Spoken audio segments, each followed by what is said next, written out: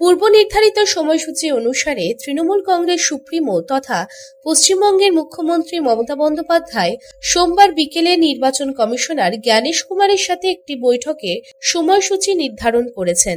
নির্বাচন কমিশন এই সভায় সর্বাধিক 15 জনের উপস্থিতির অনুমতি দিয়েছে। তৃণমূল কংগ্রেসের জাতীয় সাধারণ সম্পাদক সাংসদ অভিষেক বন্দ্যোপাধ্যায়ও মমতা বন্দ্যোপাধ্যায়ের সাথে দিল্লিতে পৌঁছেছেন। তবে সোমবার সকাল থেকে দিল্লির বঙ্গভবনকে পুলিশ ছাউনিতে রূপান্তরিত করা হয়েছে। বঙ্গভবনের সামনে কেন্দ্রীয় আধা সামরিক বাহিনীর সদস্য এবং দিল্লি পুলিশ মোতায়েন করা হয়েছে। জানা গেছে, এসআইআর এর অভিযোগের পর পশ্চিমবঙ্গে তৃণমূল কংগ্রেস নেতাদের পাশাপাশি প্রায় 30টি পরিবারকে দিল্লিতে আনা হয়েছে। এই পরিবারগুলি বঙ্গভবনে অবস্থান করছে। সকাল থেকে বঙ্গভবনকে পুলিশ ছাউনিতে রূপান্তরিত করায় মুখ্যমন্ত্রী মমতা বন্দ্যোপাধ্যায় গভীরভাবে বিরক্ত। তিনি সরাসরি বঙ্গভবনে গিয়ে পুলিশ কর্মকর্তাদের সাথে কথা বলেন। তিনি বলেন, আমি এখানে প্রতিবাদ করতে আসিনি, বরং ন্যায় বিচার চাইতে এসেছি।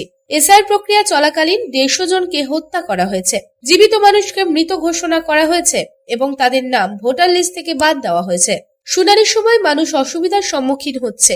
আমি এই সমস্ত বিষয়ের জন্য ন্যায় বিচার চাইতে এখানে এসেছি। মুখ্যমন্ত্রী মমতা বন্দ্যোপাধ্যায় আরো অভিযোগ করছেন যে পুলিশ বঙ্গভবনের প্রতিটি কক্ষে তল্লাশি চালাচ্ছে এবং উপস্থিত লোকের সংখ্যা পরীক্ষা করছে। এটি যে কোনোভাবে অসাংবিধানিক। কেন্দ্রীয় স্বরাষ্ট্রমন্ত্রী অমিত শাহের কথা উল্লেখ করে তিনি বলেন, যখন তিনি পশ্চিমবঙ্গে আসেন তখন তিনি রেড কার্পেট বিছিয়ে দেন, কিন্তু যখন আমরা দিল্লিতে আসি তখন আমাদের ব্ল্যাক কার্পেট বিছিয়ে দেওয়া হয়। এটি সম্পূর্ণ অনৈতিক। খবরে বলা হয়েছে যে নিরাপত্তার কারণে তীব্র বিতর্ক এড়াতে বঙ্গভবনের চারপাশে দিল্লি পুলিশ এবং কেন্দ্রীয় আধা সামরিক বাহিনী মোতায়েন করা হয়েছে। মমতা বন্দ্যোপাধ্যায় এসআইআর নিয়ে সুপ্রিম কোর্টে মামলাও করেছেন এবং এরই মধ্যে নির্বাচন কমিশনার জ্ঞানেশ কুমারের সাথে একটি বৈঠকের সময়সূচি নির্ধারণ করা হয়েছে।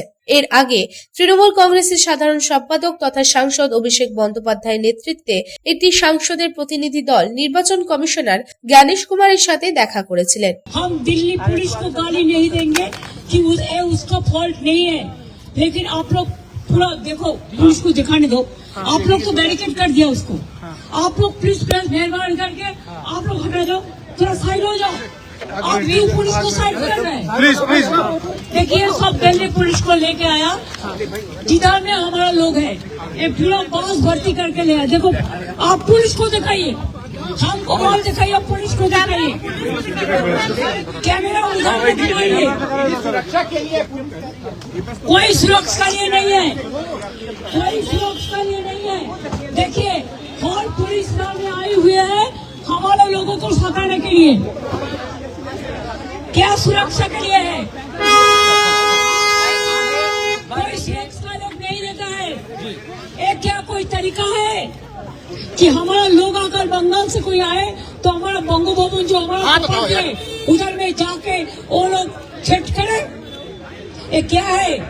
सुप्रीम कोर्ट के हमारे केस चल रहे हैं, जुडिशियरी के ऊपर हमारा आस्था है, हमारा केस, हमारा इलेक्शन कमीशन में मीटिंग है। तो ये लोगों को ये सोचना चाहिए था कि हम ऑफिशियल अपॉइंटमेंट लेके आए हुए हैं। 150 आदमी को डेथ हो गया है, उसका परिवार बात नहीं कर सकता है मीडिया के साथ। हमारा बहुत सारे परिवार आया जो जिंदा है, जिसको मौत दिखाया वोटर लिस्ट से हटाने के लिए, उसका हक छीनने के लिए। तो इसी के लिए मैं जब सुना, मैं चला, जिधर जिधर में वो है उधर में दिल्ली पुलिस भेज दिया है। Bureau report, public Times. কিছু পরম্পরা আর শেখা মায়ের থেকে চলে আসে মেয়ের কাছে, ঠিক যেরকম হনুমান্তা চাক্কি ফ্রেশ আটা, ঠিক যেন মায়ের ভালোবাসা, যেমন শুদ্ধতা তেমন স্বাদ।